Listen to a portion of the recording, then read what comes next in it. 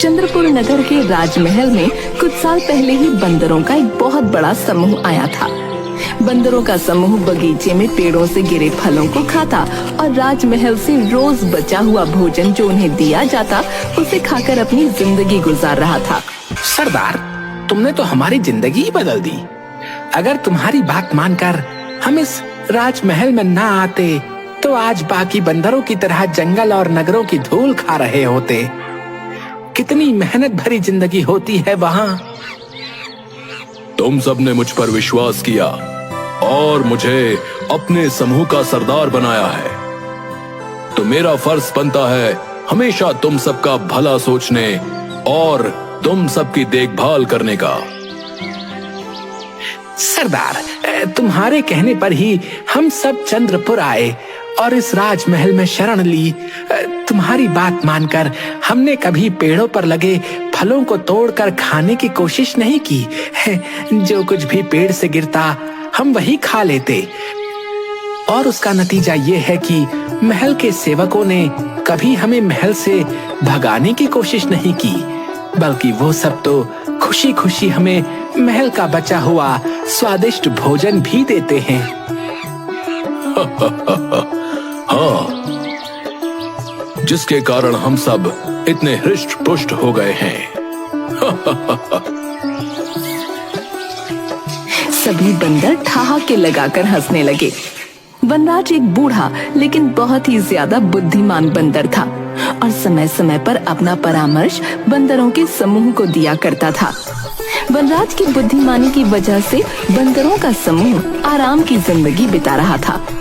राजमहल के किसी भी सदस्य को बंदरों के समूह से आपत्ति नहीं थी, इसलिए उनका जीवन सुखपूर्वक बीत रहा था।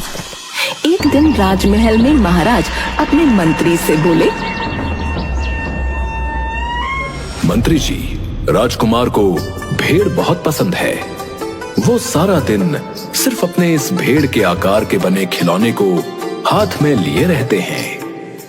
आप पता कीजिए और कहीं से राजकुमार के खेलने के लिए सचमुच की भेड़ मंगाइए। आखिरकार वो राजकुमार हैं। एक ना एक दिन तो उन्हें असली जानवरों का सामना करना ही है, तो क्यों ना अभी से उनकी शिक्षा शुरू कर दी जाए। जो आदेश महाराज। महाराज की जय हो।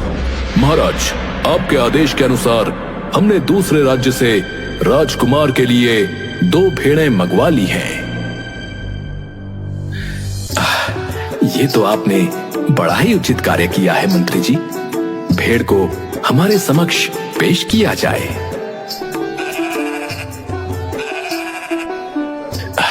मंत्री जी, ये भेड़ें तो बड़ी ही अच्छी नस्ल की लग रही हैं। महाराज, हमने जिस राज्य से इन्हें मंगवाया है वो राज्य अपनी अच्छी नस्ल की भेड़ों के लिए ही प्रसिद्ध है। उस दिन के बाद से एक प्रशिक्षित व्यक्ति की निगरानी में राजकुमार भेड़ के साथ खेलने और समय व्यतीत करने लगे थे। अब राजकुमार का सबसे प्रिय साथी ये दोनों भेड़ थे। दोनों भेड़ों में से एक भेड़ बहुत ही चटोरी थी। जब मन करता रसोई में घुस जाती और खाने की जो चीज मिलती उसे खा लेती। इस चटोरी भेड़ ने तो मुझे परेशान कर रखा है। जब देखो तब रसोई घर में आता है और जो भी खाने की चीज मिलती है उसे खा लेता है। मुझे हर समय इसकी निगरानी करनी पड़ती है। तभी वो चटोरी भेड़ फिर से रसोई घर में आती है और महाराज के लिए तैयार किया हुआ भोजन देख उस पर कूद जाती है, जिसके परिणाम स्वरूप बाकी का भोजन गिर जाता है। रसोइया गुस्से में हाथ में लिया हुआ बर्तन भेड़ को फेंक कर मारता है। वनराज रसोई घर के बाहर लगे पेड़ पर बैठा ये सब देख रहा था। सत्यानाश हो इस भेड़ का। इतनी देर मेहनत करके महाराज के लिए स्वादिष्ट भोजन बनाया था और इस लालची ने सब कुछ बर्बाद कर दिया। अब हमें दोबारा से महाराज के लिए भोजन तैयार करना होगा, वो भी इतने कम समय में। ये सब जो कुछ भी हो रहा है वो उचित नहीं है। कहीं रसोइये और भेड़ की तनातनी हम बंदरों के विनाश का कारण न बन जाए। ये चतुर भेड़ तो खाने के लोभ में कभी भी रसोई घर में चला जाता है। यदि किसी दिन क्रोधवश रसोइये ने चूल्हे की जलती हुई लकड़ी उस पर फेंक दी तो अनर्थ हो जाएगा। सरदार, आप इतना चिंतित क्यों हो रहे हैं? इन चीजों से हमें क्या फर्क पड़ता है? ये तो रसोइये और भेड़ के बीच का मामला है, हमें इसमें नहीं पड़ना चाहिए। तुम समझ नहीं रहे हो। अगर रसोइये ने गुस्से में चूल्हे की जलती हुई लकड़ी उस भेड़ पर फेंक दी तो भेड़ का शरीर तुरंत आग पकड़ लेगा और आग की जलन से भेड़ इधर उधर अपनी आग बुझाने के लिए भागना शुरू करेगी। तुमने देखा है कि रसोई घर के सबसे पास घोड़ों का अस्तबल है और वो अस्तबल सूखी हुई घास से भरा हुआ है। अगर भेड़ गलती से भी उस अस्तबल में चली गई तो वो अस्तबल धधक उठेगा, घोड़े जल जाएंगे, बहुत अनर्थ हो जाएगा और घोड़ों का जलना हम बंदरों का काल बन जाएगा। मुझे लगता है सरदार, आप कुछ ज्यादा ही विचार कर रहे हैं। वनराज कुछ भी नहीं बोलता। रात के समय जब पूरा समूह सो चुका होता है उस वक्त भी वनराज की आंखों में नींद नहीं होती। ये बात उसे परेशान कर रही होती है। सुबह होते ही वनराज अपने समूह की सभा बुलाता है और उन सबके सामने अपना संदेह प्रकट करता है। मुझे ऐसा लगता है कि रसोइये और भेड़ के बीच की लड़ाई और आगे बढ़े उससे पूर्व ही हमें राजमहल को छोड़ देना चाहिए, क्योंकि इन दोनों के बीच की लड़ाई हमारे लिए प्राण घातक सिद्ध हो सकती है और हमारा विनाश निश्चित है। सरदार, हम आपकी बात से सहमत नहीं हैं। हम इस राजमहल में इतने आराम से रह रहे हैं, हमें क्या जरूरत है यहाँ से जाने की? आपको भी इन बातों में नहीं पड़ना चाहिए और आराम से अपना जीवन व्यतीत करना चाहिए। सरदार अब बूढ़ा हो चुका है, इसका दिमाग काम नहीं करता। हमारी अच्छी भली आराम की जिंदगी चल रही है, फिर भी न जाने क्यों इसे ये राजमहल छोड़कर जाना है। मुझे तो लगता है कि सरदार अब बूढ़ा हो गया है, इसलिए उसका दिमाग काम नहीं करता। जब वनराज ने ये बातें सुनी तो उसने तत्काल राजमहल छोड़ दिया। कुछ ही दिनों बाद भेड़ रसोई घर में घुस गई और उसे देखते ही रसोइये ने चूल्हे से जलती हुई लकड़ी का टुकड़ा उठाकर भेड़ पर फेंक दिया, जिसके कारण भेड़ के शरीर में आग लग गई और वो इधर उधर भागने लगी। कई घोड़े जलकर मर गए। ये खबर सुनते ही महाराज अस्तबल के पास पहुंचते हैं। मंत्री जी, तुरंत वैद्य को बुलाया जाए और मेरे घोड़ों का उपचार कराया जाए। महाराज, वैद्य को बुला भेजा है, वो आते ही होंगे। राजमहल के पशु वैद्य आते हैं। वैद्य ने घोड़ों के घाव का परीक्षण किया और बोले,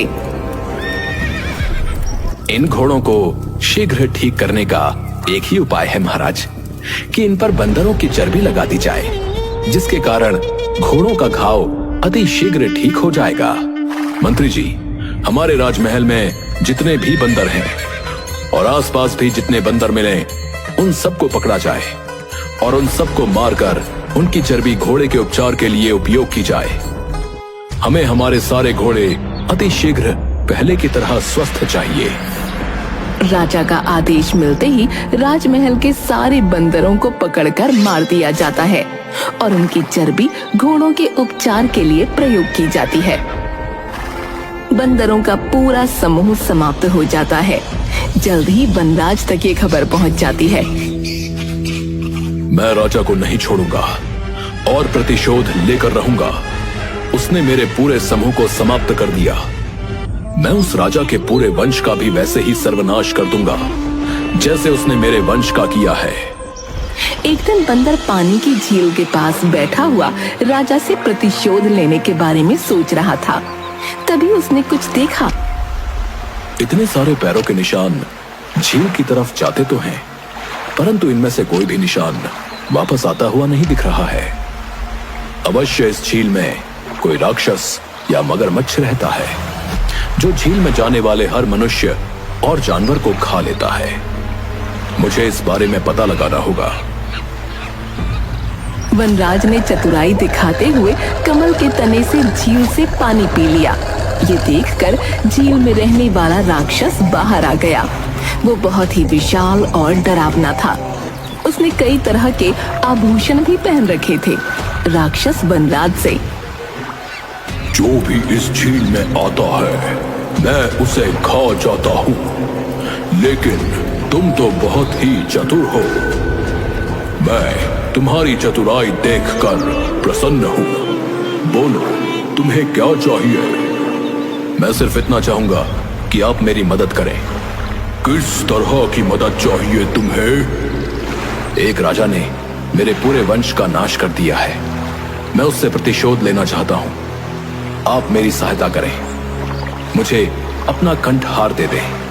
मैं आपको वचन देता हूँ कि मैं आपका कंठहार आपको जल्दी ही लौटा दूंगा और उसके साथ ही आपके भोजन का प्रबंध भी कर दूंगा।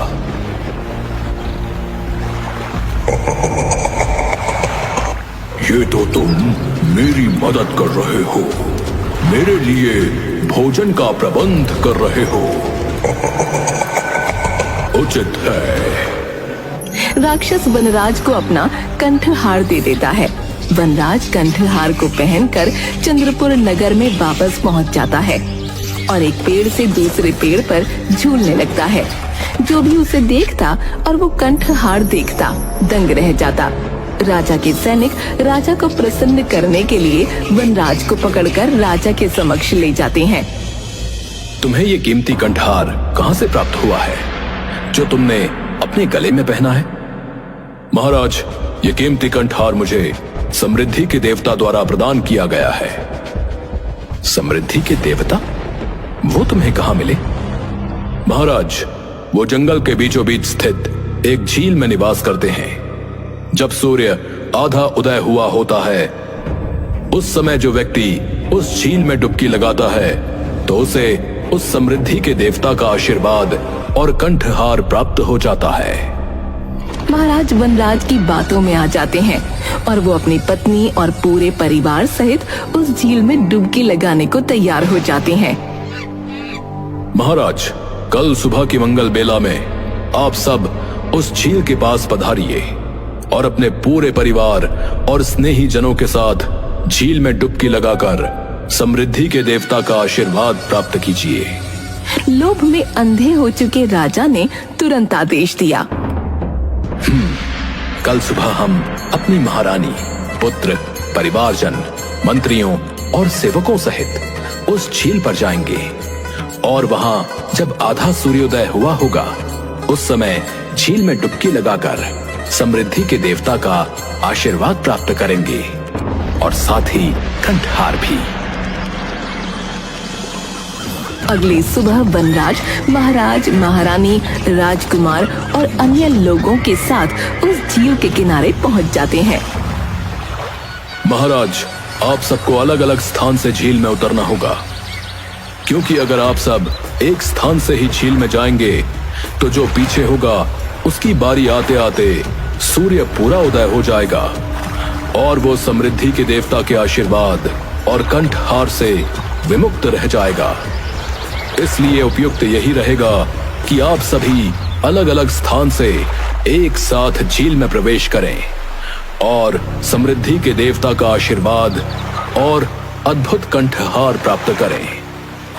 महाराज, परंतु आप सबके जाने के बाद अंत में झील में उतरिएगा। महाराज अपने साथ आए हुए सभी लोगों को झील में उतरने का आदेश देते हैं। सब अलग अलग स्थान से झील में उतरते हैं और राक्षस द्वारा खा लिए जाते हैं। जब कुछ देर तक कोई बाहर नहीं आता तो महाराज चिंतित होकर वनराज से, वनराज, महारानी, राजकुमार, राजकुमारी, मेरे परिवारजन, मंत्री, सेवक अभी तक बाहर नहीं आए। कितना समय लगेगा उन्हें? मैं कब इस झील के अंदर जाऊंगा? वनराज एक पेड़ पर चढ़ जाता है और बोलता है, अरे दुष्ट राजन, तुम्हारा समस्त परिवार, मंत्री और सेवक सबको राक्षस ने खा लिया है। तुमने मेरे पूरे परिवार को मौत के घाट उतारा था। आज मैंने उन सब की मृत्यु का प्रतिशोध तुमसे लिया है। जिस तरह मैं अपने पूरे परिवार और समूह के बिना अकेला अपना जीवन व्यतीत कर रहा हूं, इसी तरह तुम भी अब से अपना जीवन अकेले ही व्यतीत करोगे और अपने किए पर पछताओगे। तुमने एक जीव के प्राण बचाने के लिए दूसरे जीव की हत्या कर दी। एक बार भी ये नहीं सोचा कि वो घोड़े तो तुम्हें प्रिय हैं, लेकिन बेचारे बंदरों का क्या? इसलिए तुमने उन निर्दोष बंदरों का वध कर दिया। मुझे अपने किए पर बहुत पछतावा है। मैंने जो किया वो गलत था। तुम मुझे क्षमा कर दो। वनराज वहाँ से चला जाता है और महाराज भी अपने किए पर पछताते हुए अपने प्रियजनों के वियोग में मानसिक रूप से प्रभावित होते हैं और पागल हो जाते हैं। उसके बाद कभी किसी ने वनराज को नहीं देखा। बुरे कर्मों का फल हमेशा बुरा ही होता है।